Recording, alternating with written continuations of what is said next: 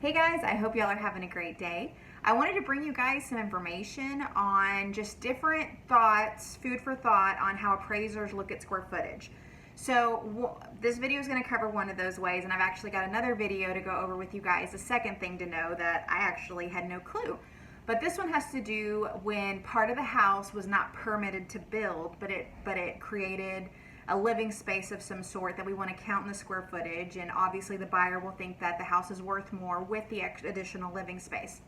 But if the additional living space, so if they converted the garage to living room, or if they built on and they didn't get permits, proper permits with the government, city, whatever, then the appraisers won't count the square footage. So kind of interesting, but the appraisers do research on what the square footage is filed with the county or the city, whatever, and if it was not permitted to build that, they didn't get the proper permits, then they will not count that square footage, which could be a big deal if they built on a $300 or $400 square foot spot or whatever.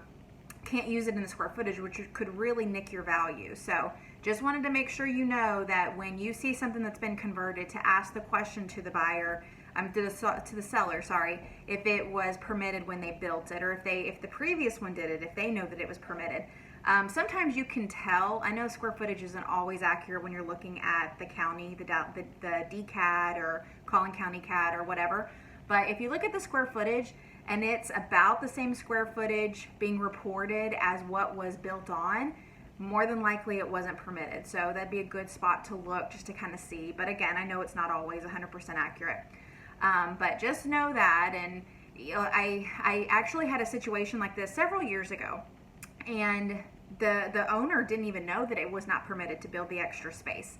And so it was a pretty big deal in the appraisal. So myself and the listing agent went to bat for the customer, and we went to the city and on the phone like crazy, and we figured out what we needed to do to make sure that space was permitted. So you can actually get permits after it's been built.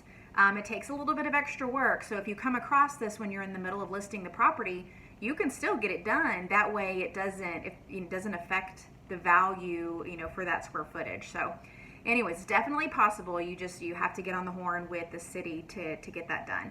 But I hope that information helps, and I guess I will talk to you guys soon. Call me if you have any questions.